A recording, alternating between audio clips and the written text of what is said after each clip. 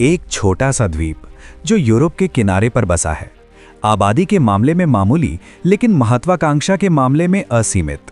ये कहानी है उस साम्राज्य की जिसने दुनिया का भूगोल, भाषा और भविष्य हमेशा के लिए बदल दिया। द ब्रिटिश एम्पायर, एक ऐसा साम्राज्य जिसका सूरज कभी नहीं डूबता था, लेकिन ये सूरज उगा कैसे और कैसे ये व्यापारिक कंपनी से शुरू होकर दुनिया की सबसे बड़ी सैन्य शक्ति बन गया। आज हम ब्रिटिश साम्राज्य के 400 सालों के इतिहास को पूरी गहराई से खंगालेंगे।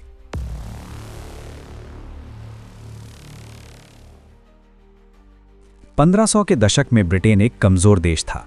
स्पेन और पुर्तगाल समुद्र के बेताज बादशाह थे। ब्रिटेन ने शुरुआत की पायरेसी से। सर फ्रांसिस ड्रेक जैसे नाविक स्पेन के सोने से लदे जहाज़ों को लूटते थे। लेकिन असली बदलाव आया 31 दिसंबर 1600 को, जब रानी एलिजाबेथ ने ईस्ट इंडिया कंपनी को एशिया के साथ व्यापार करने का एकाधिकार दिया। अमेरिका में बस्तियां 1607 में वर्जीनिया जेम्सटाउन में पहली सफल बस्ती बसाई गई। यहां से तंबाकू और चीनी का व्यापार शुरू हुआ। गुलामों का व्यापार, द डार्क साइड। इसी समय ट्रांस अटलांटिक स्लेव ट्रेड शुरू हुआ। ब्रिटेन के जहाज़ों ने अफ्रीका से लाखों लोगों को पकड़कर अमेरिका और कैरिबियन के खेतों में काम करने के लिए मजबूर किया। ये साम्राज्य की नींव में लगा वो खून था जिसे अक्सर छिपाया जाता है। 18वीं सदी तक ब्रिटिश और फ्रांसीसी साम्राज्य आपस में भिड़ रहे थे। भारत में मुगल साम्राज्य बिखर रहा था।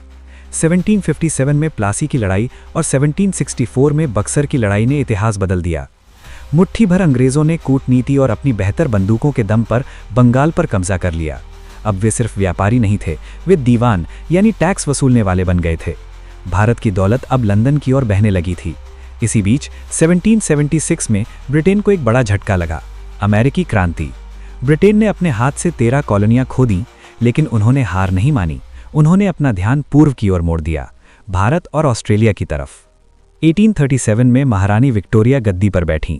ये ब्रिटिश साम्राज्य का स्वर्ण युग था। ब्रिटेन में औद्योगिक क्रांति आ चुकी थी।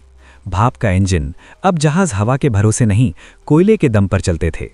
टेलीग्राफ ने सूचनाओं को बिजली की गति दी। भारत पर पूर्ण नियंत्रण। 1857 के विद्रोह के बाद ईस्ट इंडिया कंपनी को खत्म कर दिया गया और भारत सीधे ब्रिटिश क्राउन के अधीन आ गया। अफीम का युद्ध।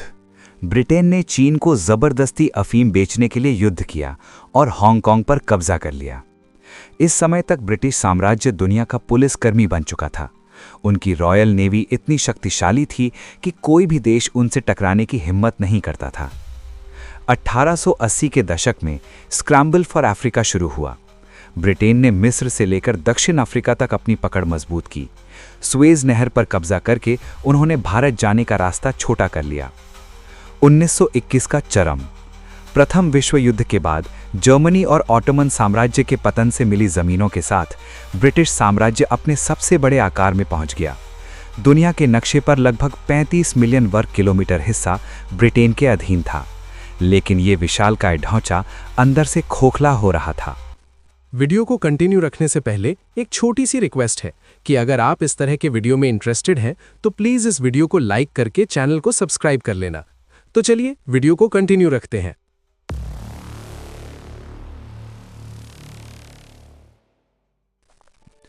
विश्व युद्ध। 2 विश्व युद्धों ने ब्रिटेन की कमर तोड़ दी। वे जीत तो गए, लेकिन कर्ज में डूब गए। भारत में गांधी, नेहरू और बोस के नेतृत्व में अहिंसक और क्रांतिकारी आंदोलनों ने अंग्रेजों को देश छोड़ने पर मजबूर कर दिया। 15 अगस्त 1947 को ब्रिटिश साम्राज्य के मुकुट से सबसे कीमती रत्न भारत निकल गया। अब दुनिया उपनिवेशवाद के खिलाफ थी।